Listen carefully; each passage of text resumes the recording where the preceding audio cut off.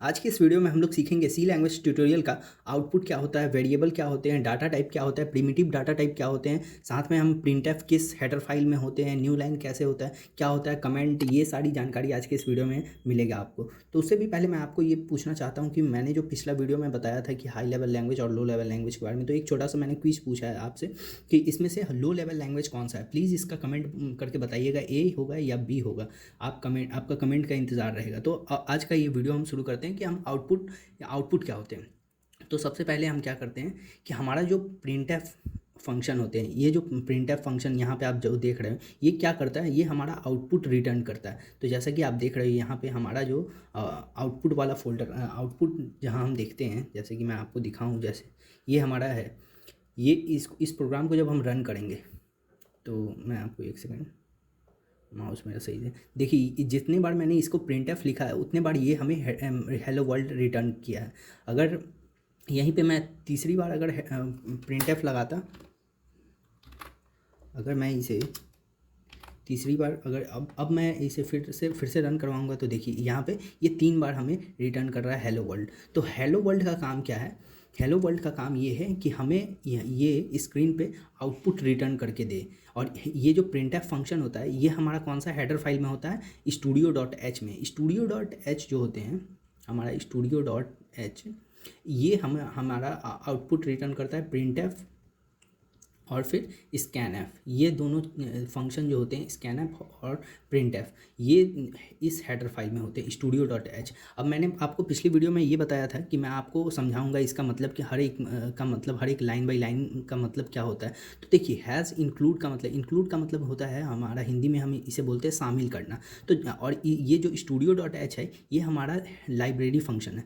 तो studio.h जो है, जैसे कि हम लाइब्रेरी में जाते हैं, तो लाइब्रेरी में हर एक डिपार्टमेंट होता है कि मैथ का यहाँ पे होगा बुक, केमिस्ट्री का यहाँ पे होगा, प्रोग्रामिंग का बुक यहाँ पे होगा। तो जो हमारा जो इन्विजिलेटर होता है, वो हमें आराम से हम जिस ऑथर का बुक मांगते हैं वो हमें आराम से दे देता है। क्यों? क्योंकि उसको पता होता है कि हाँ, ये वाला मैथ का डिपार्टमेंट इधर है, केमिस्ट्री का डिपार्टमेंट इधर। उसी तरीके से हमारे प्रोग्राम में जो हम काम करने जा रहे हैं आगे, हमें प्रिंट करवाना है, तो प्रिंट के लिए हमारा जो हेडर फाइल होगा, लाइब्रेरी फंक्शन होगा, वो studio.h होगा। तो जब हम इंक्लूड यहाँ पे फर्स्ट लाइन में ही इंक्लूड कर लेंगे कि हमें इस लाइब्रेरी फंक्शन का ज़रूरत है, आगे जो हम प्रोग्राम लिखने वाले हैं उसमें हमें ये सब चीज़ का ज़रूरत पड़ने वाला है। तो इसीलिए हमारा जो प्रोग्रामिंग का सेटअप होता है, हमारा जो कंपाइलर होता है, वो पहले से ही समझ जाता है कि अच्छा हाँ, इसको studio.h है, मतलब ये प्रिंटफ करवाएगा या फिर स्कैनएफ करवाएगा। मैं अभी स्कैनएफ का बात नहीं कर रहा हूँ, मैं बाद में इसका बात करूँगा, इसलिए आप इसका टेंशन मत लीजिएगा। मैं बस अभी बता रहा हूँ कि studio.h में हमारा 2 फंक्शन होते हैं, एक होता है प्रिंटफ फंक्शन और एक होता है स्कैनएफ फंक्शन। तो हमारा जो यहाँ लाइब्रेरी है, वो समझ जाएगा कि अच्छा, इसको प्रिंटफ मतलब प्रिंटफ करवाना है, ये स्कैनएफ, तो उस हिसाब से ये तैयारी अपना कर लेगा, सेटअप कर लेगा। और ये जो मेन फंक्शन है, ये हमारा मेन फंक्शन होता है, यहीं से हमारा प्रोग्राम एग्जीक्यूट होता है। ठीक, हमारा कोई भी प्रोग्रामिंग लैंग्वेज में हम जब भी प्रोग्राम लिखते हैं सी लैंग्वेज में, तो हमारा एक मेन फंक्शन ज़रूर होता है, वो कंफर्म होता है कि हमारा मेन फंक्शन रहेगा। और यहाँ पे इंट जो होता है, वो हमारा रिटर्न वैल्यू तय करता है। रिटर्न जो होता है वो हमारा रिटर्न 0 है, मतलब एग्जीक्यूट सक्सेसफुल्ली। जब हम कोई भी हमारा जो प्रोग्राम होता है वो सक्सेसफुली एग्जीक्यूट हो जाता है, तो उसे हम रिटर्न 0 करवाते हैं। अगर उसको हम अनसक्सेसफुल करवाना है, तो हम 1 से डिनोट करते हैं अनसक्सेसफुल का, और 0 से डिनोट करते हैं सक्सेसफुल का। तो यहाँ पे आप ये समझ गए कि ये हमारा हेडर फाइल होता है, ये हमारा मेन फंक्शन है जहाँ से हमारा प्रोग्राम स्टार्ट होगा। और प्रिंटफ मैंने आपको एकदम अच्छे से समझा दिया कि ये हमारा हेडर लाइब्रेरी फंक्शन में का है, studio.h का, जिसका काम है कि हम स्क्रीन पे आउटपुट रिटर्न करना। जितनी बार हम प्रिंटफ लिखेंगे उतनी बार हमें ये आउटपुट रिटर्न करेगा। तो उम्मीद है दोस्तों आपको ये आउटपुट वाला कंसेप्ट समझ में आ गया होगा। अगर आपको अभी भी कोई भी छोटा सा डाउट हो, या फिर मैं बता नहीं पाया हूँ, मैं भूल गया हूँ, तो आप प्लीज़ हमें बताइएगा, कमेंट में ज़रूर बताइएगा। अब हम देखते हैं कि वेरिएबल क्या होते हैं। वेरिएबल एक कंटेनर होता है, जैसे कि आपने क्लास 9th में पढ़ा होगा कि हमारा जो पानी होता है, वाटर होता है, वो 3 फॉर्म में होता है, एक होता है सॉलिड, लिक्विड, गैस। तो उसी तरीके से आप इस वेरिएबल को समझ सकते हो। ये हमारा मान लीजिए, ये हमारा वाटर वाला है, लिक्विड का है, ये हमारा गैस का है, और ये हमारा सॉलिड का है। तो हमारा जो डाटा होता है, डाटा क्या हो सकते हैं? कोई वैल्यू हो सकता है। डाटा जो होते हैं वो तो वैल्यू ही होगा, कोई नंबर में होगा या फिर कोई नाम में होगा। तो हमारा जो वेरिएबल होता है वो डाटा को स्टोर करता है। अब वो डाटा किसी भी तरीके का हो सकता है, कोई भी नंबर हो सकता है, कोई किसी का नाम हो सकता है। तो वो सब क्या हो गया? हमारा डाटा हो गया। हमारा जो रैम होता है, रैम, तो उसमें ब्लॉक बने रहते हैं उसमें। अब मैंने यहाँ पे डिक्लेयर कर दिया है इंट ए इक्वल टू 8। आप इसको इक्वल टू मत बोलिएगा, इसको असाइनमेंट ऑपरेटर बोला जाता है, इसको हमेशा ध्यान रखिएगा। इक्वल टू नहीं होता है, ये हमारा असाइनमेंट ऑपरेटर होता है। और इंट क्या होता है, ये हमारा डाटा टाइप डिफाइन करता है कि हाँ इसमें क्या है, गैस वाला टंकी है या फिर पानी वाला टंकी है या फिर कोई सामान रखा हुआ है उस टाइप का टंकी है। तो इस तरीके से आप समझ सकते हो, मैं आपको समझाने के लिए ये सब एग्जांपल दे रहा हूँ कि हमारा जो इंट है ये हमारा क्या हो गया, डाटा टाइप हो गया कि। और इंट में इंट का काम क्या होता है, इंट का जो काम होता है वो होता है जैसे कि हमें कोई नंबर स्टोर करना है तो वो होल नंबर होना चाहिए। जैसे 9 है तो ये हमारा इंट डाटा टाइप हो गया। अगर 9 हो गया, 10 हो गया, 11 हो गया, इस टाइप का जो डाटा होते हैं, इस टाइप का जो नंबर होता है, जो हमारा होल नंबर होता है, उसे हम क्या कहते हैं, इंट। और फ्लोट जो होता है वो हमारा फ्रैक्शनल होता है। फ्लोट ये हमारा फ्रैक्शनल होता है। जैसे हमारा 8.8, 88, 8.66। आपने डबल के बारे में भी सुना होगा, जिसको मैं आगे बताऊंगा, आप बिल्कुल भी टेंशन मत लीजिएगा, हर चीज़ बताऊंगा आपको, टेंशन। और अगर कुछ छूट भी जाए, मान लीजिए कोई छूट भी गया, तो आप मुझे प्लीज़ कमेंट करके बताइएगा, मैं आपको पक्का से रिप्लाई करूँगा या फिर मैं वीडियो बनाऊँगा। तो ये हमारा फ्लोट वाला जो होता है वो हमारा क्या होगा, फ्रैक्शनल डाटा को लेता है।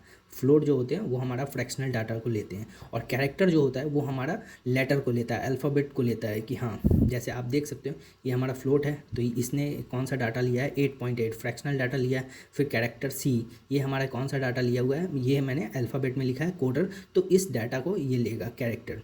तो आपने समझ गया होगा। और इसको जो बोलते हैं हम, इसको डाटा टाइप बोलते हैं, अक्सर एग्ज़ाम में पूछ लिए जाते हैं। इसको हम क्या बोलते हैं, इंट को डाटा टाइप। ये हम कितने टाइप के डाटा टाइप होते हैं, तो बेसिकली हमारा जो होता है डाटा, बेसिक डाटा टाइप वो हमारे 4 टाइप के होते हैं। एक होता है इंट, होता है फ्लोट, होता है कैर, होता है डबल होता है। डबल के बारे में मैं आगे बात करूँगा, इसलिए आप बिल्कुल घबराइएगा मत, अभी समझा ही देता हूँ। देखिए फ्लोट ही टाइप होता है हमारा डबल, लेकिन जो हमारा डबल होते हैं, जैसे कि मैंने यहाँ पे आपको लिख के भी बताया है, हमारा डबल जो होता है वो हमारा कितना साइज़ लेता है मेमोरी में वो 8 बाइट लेता है। 8 बाइट का मतलब क्या हुआ कि वो ज़्यादा स्पेस लेगा, मतलब ज़्यादा वो एक्यूरेसी प्रदान करेगा। जैसे हमारा डबल जो है, ये सॉरी फ्लोट जो है, मान लीजिए इसमें हमने डाटा स्टोर किया 8.888, ये हमने डाटा स्टोर किया। लेकिन हम डबल में क्या कर सकते हैं, 8.4768, ये ज़्यादा हमें एक्यूरेसी प्रदान करेगा, इसीलिए इसका नाम है double.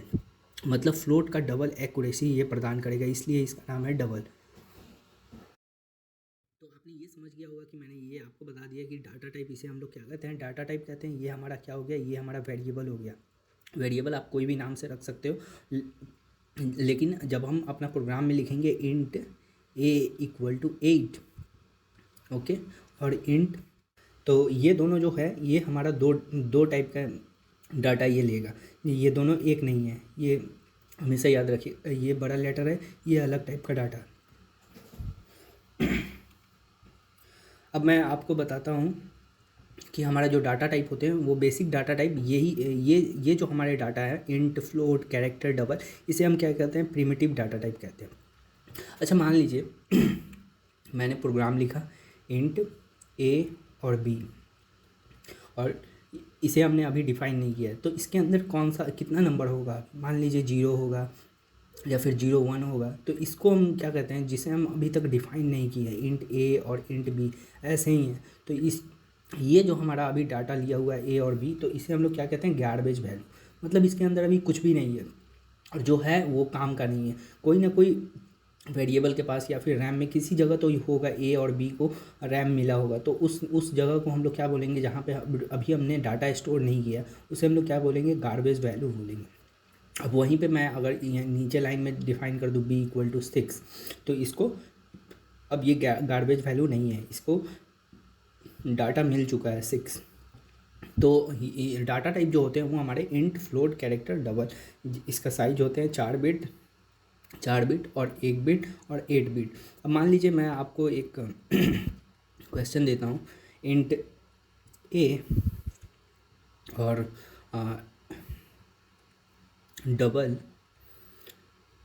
Double B equal to सी, तो ये दोनों कितना साइज लिए हुए हैं, अभी साइज लिए हुए हैं मेमोरी में, अभी इंट ए और डबल बी ये दोनों कितना साइज अभी मेमोरी में लिए हुए हैं।